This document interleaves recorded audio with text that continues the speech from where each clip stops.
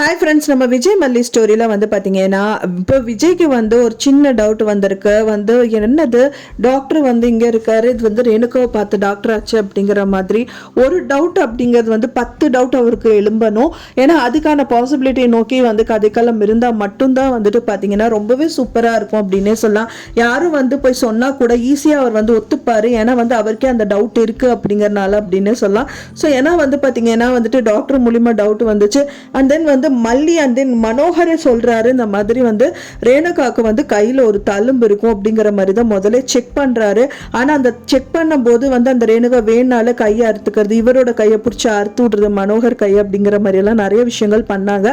So இதெல்லாமே வந்து விஜய் கிட்ட மனோகர் சொல்லிட்டாரு அப்படின்னா வந்துட்டு கண்டிப்பா ஆமால ரேணுகா கையில மச்சம் வந்து தழும்பெல்லாம் ஒன்று இருந்ததே, அது ஏன் இப்போ இல்லை அப்படின்னு வந்து கண்டிப்பா அவர் செக் பண்ணாலே அவருக்கு வந்து ஒரு சில டவுட் எல்லாம் வந்து எழும்ப செய்யும். ஸோ அதுவே இல்லாமல் இவருக்கு பர்சனலாக ரேணுகா மேலே எல்லா விஷயங்கள் எல்லாமே தெரியுங்கிறதுனால அவருக்கும் ஒரு சில டவுட் எல்லாமே வந்துருச்சு அப்படின்னாலே ஆட்டோமேட்டிக்காக வந்துட்டு இந்த சாப்டர் க்ளோஸ் அப்படின்னே சொல்லலாம். ஏன்னா வந்து பார்த்தீங்கன்னா அவங்களும் வந்து பார்த்தீங்கன்னா மல்லி சொல்கிறதுக்கு முன்னாடியே விஜய் வந்து மல்லி கிட்ட சொன்னால் சூப்பராக இருக்கும் அப்படின்னு நினைக்கிறாங்க. மறக்காமல் நம்ம சேனலுக்கு லைக் பண்ணி சப்போர்ட் பண்ணிடுங்க.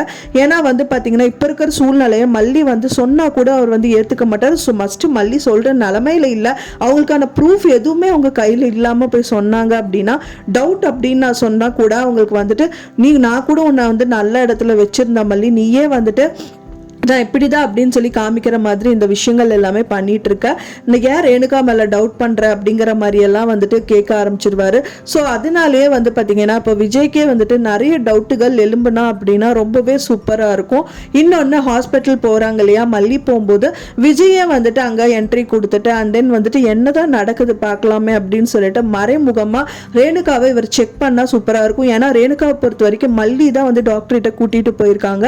ஸோ அதனால வந்து மல்லி மட்டும்தான் டார்கெட்டா அவங்க வச்சிருப்பாங்க. மல்லியை வந்துட்டு டவுட்டா இருக்கிற மாதிரி பார்க்காத மாதிரி தான் நடந்துப்பாங்க. ஆனா வந்து விஜய் மறைமுகமா பார்க்கறது ரேணுகாக்கு, அதாவது ரேணுகாவா நடிக்கிற இந்த சுடருக்கே தெரியாம பார்த்தாங்க அப்படின்னா சூப்பரா இருக்கும் அப்படின்னு தான் நான் எதிர்பார்க்கிறேன். ஃப்ரெண்ட்ஸ், நீங்க என்ன நினைக்கிறீங்க அப்படின்னு சொல்லிட்டு உங்களோட கருத்துக்களை மறக்காம எனக்கு கமெண்ட்ல ஷேர் பண்ணுங்க. நான் சொன்ன இந்த தகவல் உங்களுக்கு பிடிச்சிருந்தா மறக்காம லைக் பண்ணுங்க, ஷேர் பண்ணுங்க, கமெண்ட் பண்ணுங்க, சப்ஸ்கிரைப் பண்ணுங்க. மேலும் இன்னொரு மல்லி சீரியல் அப்டேட்டோட நெக்ஸ்ட் மீட் பண்றேன். தேங்க்ஸ் ஃபார் வாட்சிங் மை டியர் ஃப்ரெண்ட்ஸ். நெக்ஸ்ட் வீடியோல பார்க்கலாம்.